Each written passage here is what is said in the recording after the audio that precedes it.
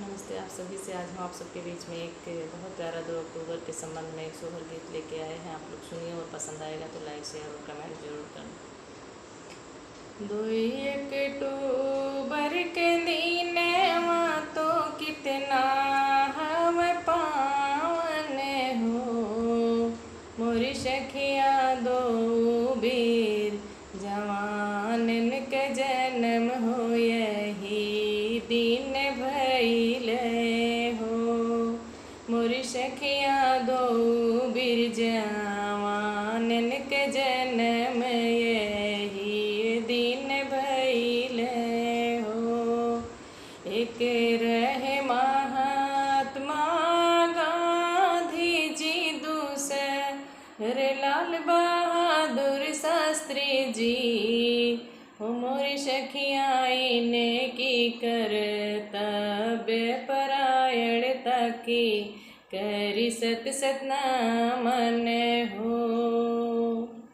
सत्य अहिंसा के बल पर हो देश के आजादी कैले, देश के आजादी कैले हो। सखिया करो या मारो नारा दिहले हो, देशवा बचाई लिहले हो। सखिया करो मारो नारा दिहले हो, देशवा बचाई लिहले हो। 2 अक्टूबर के दिन तो कितना हम पावन हो, मोरी सखिया 2 वीर जवानन के जन्म यही दिनवा भइले हो। दूसरे लाल बहादुर शास्त्री जी के जन्म दिन यही दिन भइले हो। सखिया जय जवान जय किसान के नारा दिहले औरो संदेश दिहले हो। सखिया जय जवान जय किसान के नारा दिहले औरो उपदेश दिहले हो।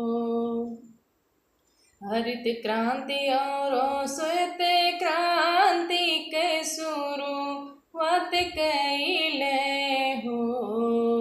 हरित क्रांति और श्वेत क्रांति के शुरुआत कैले हो।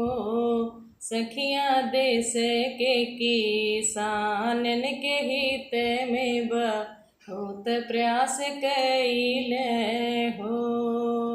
सखिया देश के किसानन के हित में बहुत प्रयास कैले हो।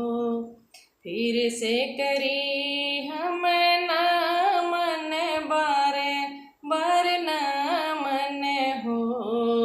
सखिया अमर रहे इनकी बाणी, सभी के पथ प्रदर्शक हो।